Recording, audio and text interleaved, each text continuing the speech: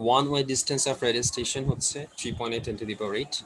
time for radio signal to travel the moon and back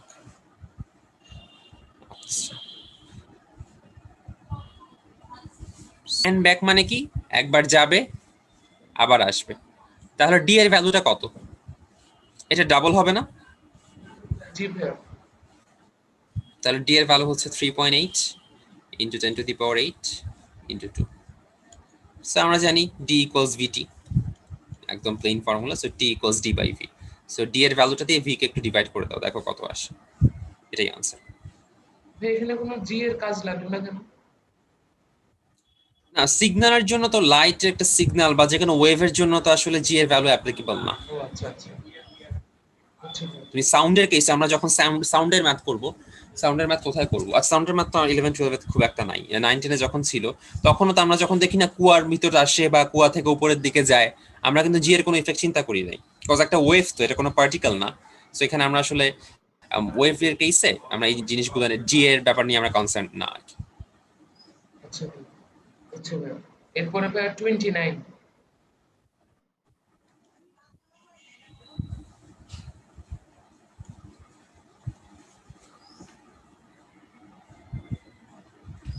energy needed to lift a mass of 2 kg serves a plan and the radius of outer space আচ্ছা প্রথমে এখানে escape ভেলোসিটিটা বের করতে হবে ভাইয়া escape velocity কেন লাগবে এটা তো দেখে নরমাল স্যাটেলাইটের ভেলোসিটিটাই তো মনে হচ্ছে না মানে √g/r+h ওটা আচ্ছা একটু দেখি mass of 2 kg from surface of a planet with a mass of radius in outer space in outer space মানে তুমি কি কোশ্চেনটা বুঝছো এখানে যে লিফট করতে হবে আউটার স্পেসে মানে তুমি প্ল্যানেট থেকে লিফট করে আউটার স্পেসে নিয়ে যাবে এটা বোঝানো হচ্ছে ল্যাঙ্গুয়েজটা আসলে যদি প্রপার হয় নাই বাংলা আচ্ছা আমরা বাংলা ভার্সনের কোশ্চেনটা দেখি মানে এখানে বুঝে প্ল্যানেট থেকে ছুঁড়ে আউটার স্পেসে লিফট করবা মানে তুমি ছুঁড়ে আউটার স্পেসে পাঠিয়ে দিবা আর কি সহজ কথায় আউটার স্পেস মানে এই প্ল্যানেটের অ্যাক্সেলারেশনের বাইরে পাঠিয়ে দিবা যদিও কোশ্চেনটা দেখে সেটা ক্লিয়ারলি বোঝা যাচ্ছে না একটু বাংলা ভার্সনটা দেখে কিভাবে করছে কোশ্চেনের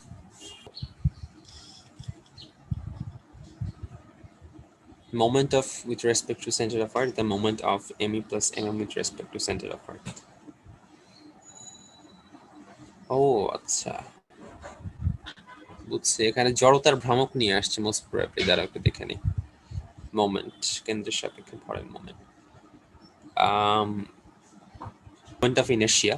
এটা আমরা চ্যাপ্টার 4 এ গিয়ে দেখবো একটা টপিক আছে আই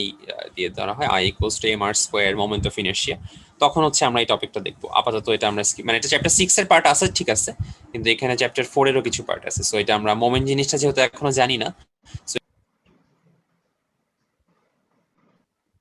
আচ্ছা কত নাম্বারটা 34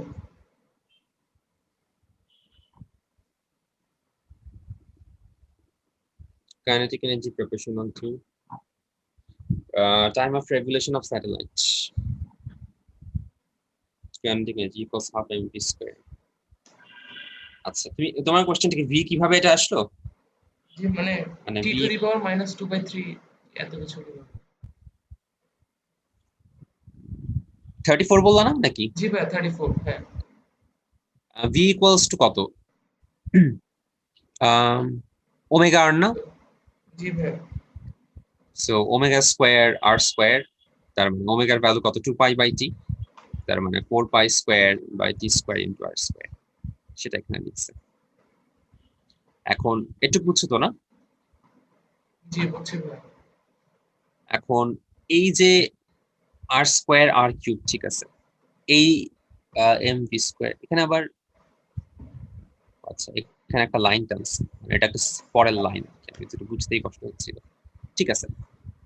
এখন kinetic energy proportional kinetic energy কার উপর proportional r cube proportional t square wait ও আচ্ছা আচ্ছা ঠিক আছে আমরা কি তাহলে এটা লিখতে পারি e proportional to r square by t square এর থেকে জি ভাই যেহেতু m আর 4 পাই স্কয়ার কনস্ট্যান্ট লিখতে পারি ঠিক আছে তারপরে করলাম কি এখন আমরা এটা তো জানি তাই না যে t square proportional to r cube জি ভাই এখন অপশনে যদি এখানে অপশনগুলো যদি আর এর রেসপেক্টে থাকতো না, তাহলে আমি কি করতাম, এখানে আমি ই প্রপোর্শনাল টু আর স্কোয়ার রাখতাম, আর টি স্কোয়ারের জায়গায় আর কিউব লিখে দিতাম, এবং আনসারে দিয়ে দিতাম ই প্রপোর্শনাল টু 1/r। একটু কি বুঝতে পারছো? জি বুঝছি ভাইয়া। আচ্ছা, কিন্তু এখানে অপশনগুলো কিসের সাপেক্ষে? টি এর সাপেক্ষে। তার মানে আমি তো আসলে এভাবে করতে পারবো না, আমাকে আরটাকেই টিতে কনভার্ট করে নিতে হবে। এখন আর কে আমি কিভাবে টিতে কনভার্ট করতে পারি? তো T square proportional to R cube, অথবা আমরা বলতে পারি R proportional to T to the power 2/3, এটা লেখা যায় না?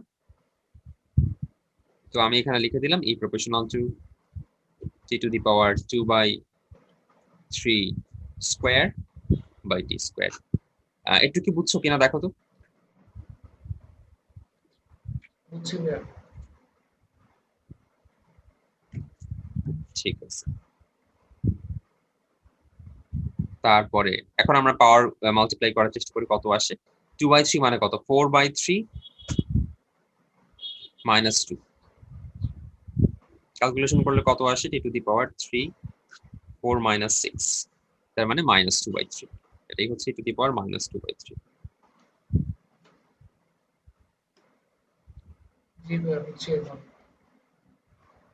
মানে খুব শর্টকাটে লিখছে যে এই জন্য বুঝতে পারিনি। এই ঝামেলাটা ওরা আসলে করে। আমি এর আগেও বলছিলাম, মানে যারা এটা লেখে ওই ভাইদেরকে বলছিলাম, ভাই আপনারা যেভাবে করেন, মানে এটা কিছু ওরা কি জন্য করে এটা আমি নিজে বুঝি না। হয়তো দেখাইতে চান আমি অনেক শর্টকাটে ম্যাথ করে ফেলতে পারি, অনেক জিনিয়াস, অথবা হচ্ছে ওরা পেজ বাজাইতে চায়।